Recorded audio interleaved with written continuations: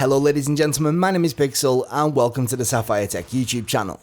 In today's video we're going to be taking a very quick look at Days Gone running on our Sapphire Nitro Plus RX 6800XT graphics card maxed out at a 1440p resolution. Now before we jump on to looking at the graphics and the performance, I first want to take a couple of minutes to talk about the game itself. Now, I don't have a PlayStation, so when it released a couple of years ago as a PlayStation exclusive, I didn't really pay too much attention, but I did notice that it was getting quite a few middling reviews, with a lot of people just saying that the game was quite boring and it was using the same stale open world formula as many of the games, and well, it just wasn't that interesting. However, I have to say, having played it myself now, I'm really enjoying it. I'd probably even go as far to say that this is one of my favourite zombie games that I've played in recent years, if not ever. With that said, in all fairness, I am only around 1/3 into the game at the time of recording this video, so I can't really be confident in how the other 2/3 of the game, or 20 to 30 hours, are going to play out.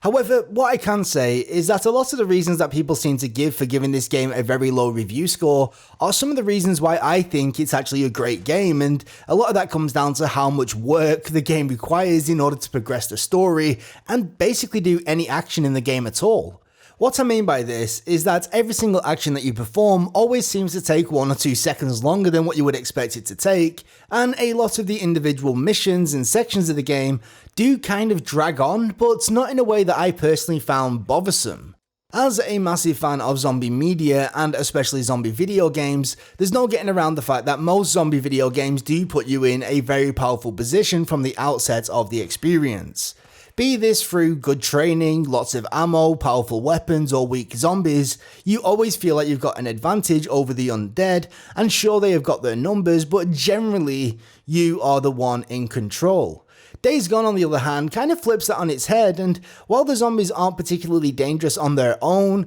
they do require tactics and a lot of careful planning to be able to get through certain areas of the game, and I think that kind of balances out the experience in a way that you don't really see all too often, especially outside of more open world survival sandbox style experiences. If anything, I think this is where Days Gone really shines. It's the way that it straddles the line between an open world sandbox kind of zombie survival experience and your traditional single player linear story campaign. Whilst lots of outlets around its release like to compare Days Gone to games like The Last of Us, I personally think that comparisons to games like State of Decay are much more apt. The reason why I think these sorts of comparisons are important to get right from the outset is because depending on which lens you look at a game through, the game can look drastically different and even score drastically differently as well. A lot of this comes down to expectations versus reality, so if you come into Days Gone expecting a game that is going to look as beautiful as, be as well paced as, and have a story as good as The Last of Us, then you're going to be pretty disappointed. However, if you come into this expecting an open world survival game kind of like State of Decay except with better pacing, better story, better graphics and better polish, then wow, this game could actually blow you away. Though, on the flip side of that, if you came into Days Gone expecting a game like State of Decay, except with better base building mechanics, better overall survival mechanics, then you're going to be disappointed as well. This is why comparisons are never really a good way of getting your point across with how good a game is, and you really need to break it down to its basics and just, well, is it a good game? And honestly, I've really enjoyed Days Gone, and I think that it's definitely worth trying out if you get the chance. But anyway, let's take a quick look at the performance and visuals. Just like many of the recent PlayStation exclusives that have made the way over to PC, Days Gone is a very good looking game in most aspects. What I mean by this is that the game itself does look great the vast majority of the time, but obviously being a console exclusive, there are some limiting factors which unfortunately don't seem to have been addressed in the PC release, so it's certainly got a couple of blemishes. For instance, every now and again you are going to come across some environmental objects which are particularly low resolution and don't look too great,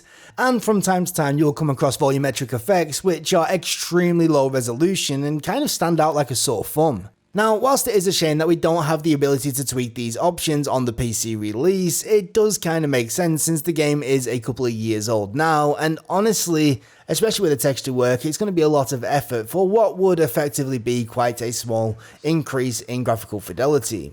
Generally though, the game does look very pretty, and I think that it's fairly consistent in its overall presentation from start to finish. I'd even go as far to say that at points, Days Gone is able to rival even games like Ghost Recon Breakpoint in terms of the density of the foliage on display, and some of the weather effects do look genuinely impressive. Another standout area for the graphics has got to be the animation quality, which almost unanimously across the board looks fantastic, though it has to be said that some of the facial animations could most certainly use a little bit of work. By no means are they awful, but from time to time the characters can look in pain or look like they're laughing when they're supposed to be in pain. It's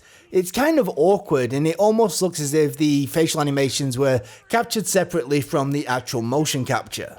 When it comes to the actual moment-to-moment animations though, especially in combat, I do think the animations do look fantastic. Each and every hit feels like there's a lot of impact behind it, and the way that enemies move around the environment, especially the human characters, does look fairly realistic. Overall, I couldn't claim that Days Gone is one of the best looking games of a generation, but it certainly holds its own in the AAA space. Now, when it comes to performance, Days Gone is a little bit of a mixed bag. Generally, from moment to moment, the performance is fantastic, with an average frame rate somewhere between 100 and 120 FPS, and sometimes much higher, with the game completely maxed out at a 1440p resolution on our Sapphire Nitro Plus RX 6800 XT graphics card. However, from time to time we could see our frame rate drop below that 100 FPS mark, and almost every single time that we did see that FPS drop, it was due to what seemed like a CPU limitation, even though our CPU usage was never close to 100%, not only on all cores combined, but even on a single core,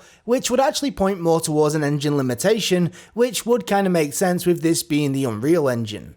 I say this because if we look at the performance overlay, we can see that when our FPS drops below that 100 FPS mark, we see that our GPU usage drops as well, indicating that we are limited by another component in our system, and yet our CPU is not looking limited either, so there's definitely something engine related or game related, or maybe even DirectX 11 API related, which is causing these FPS drops at these specific points. To be clear, the performance is never really dropping down to a point where I would be unhappy. I mean, especially on a FreeSync compatible display, this is still going to look very smooth, but there is still something very jarring about going from 120 FPS down to 60 FPS in a fraction of a second. It kind of messes up with your mouse input and it doesn't feel too great, though thankfully this only appears to happen on the big horde sections, which honestly aren't all too common throughout the entire game, and the vast majority of the time you should see your frame rate being around 100 to 150 FPS, which does feel great.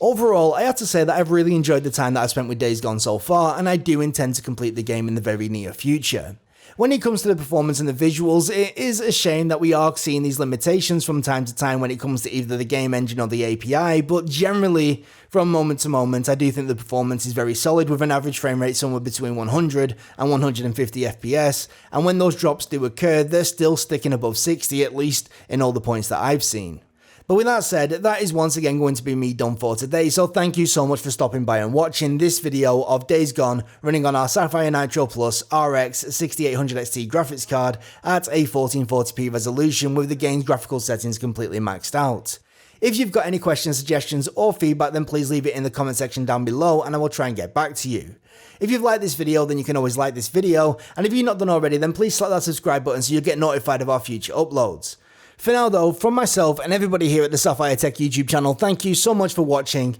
and until next time, we'll catch you later. Bye bye. Do it. You goddamn liar. Do it.